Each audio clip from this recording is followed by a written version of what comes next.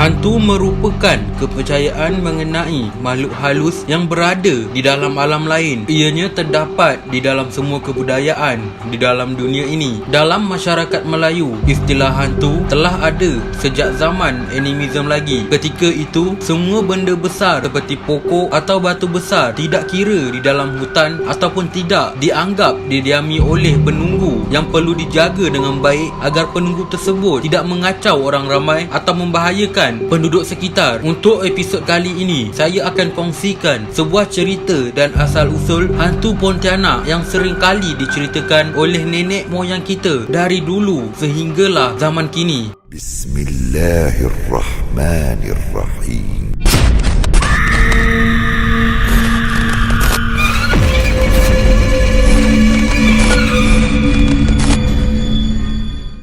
Banyak pendapat yang berbeza kalau kita mahukan satu maksud yang tetap untuk makhluk ini. Namun, nama Pontianak ini datangnya dari nama tempat di Kalimantan Barat, Indonesia. Satu ibu kota bernama Pontianak. Ada juga berpandangan Pontianak ini berasal dari perkataan Ponti yang bermaksud pohon-pohon yang tinggi, dan ada juga beranggap membawa maksud pintu anak. Kebanyakan cerita yang disebarkan, Pontianak ini adalah seorang wanita yang mati ketika hamil dan ia membawa maksud jin yang liar mengganggu manusia. Menurut Islam, jin seperti ini dipanggil hafaf, iaitu jin yang suka menakut-nakutkan manusia. Pontianak ini juga selalunya muncul dengan wangian bunga kemboja. Menurut orang Jawa dulu, apabila seseorang ingin selamat daripada gangguan makhluk ini, wajib membawa benda tajam. Benda tajam yang sering dibawa dengan mudah ialah paku. Apabila diserang oleh makhluk ini, cucuk sahaja paku itu di belakang tengkuknya,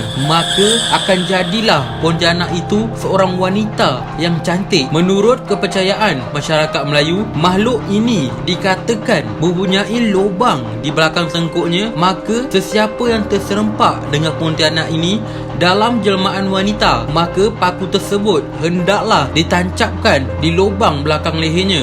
Ada pendapat lain mengatakan hantu Pontianak ini dikatakan sering menjelma sebagai wanita cantik yang berjalan seorang diri di jalan yang sunyi dan tiada orang. Oleh itu, cerita ini kemungkinan bertujuan menghindari daripada gadis-gadis berjalan seorang diri di tempat yang sunyi dan menggalakkan gadis-gadis berjalan beramai-ramai agar keselamatan mereka terjamin.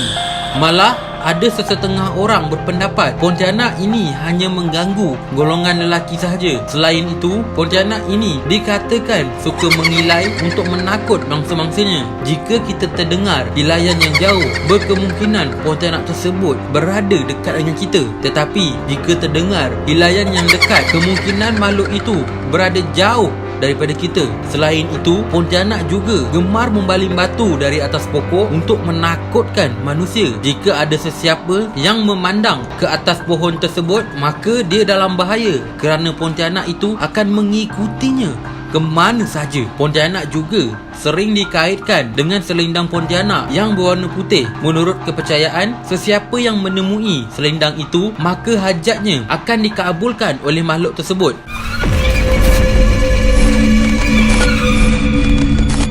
Pelbagai pendapat dan kefahaman tentang hantu Pontianak ini. Namun, apa yang boleh disimpulkan, semua makhluk ini adalah jin yang cuba menakut-nakutkan manusia. Bagi mengelakkan kita sentiasa diganggu oleh makhluk-makhluk halus seperti ini, sentiasalah ingat kepada Allah Subhanahu Wa Taala dan mengamalkan zikir dan surah untuk melindungi diri kita sendiri.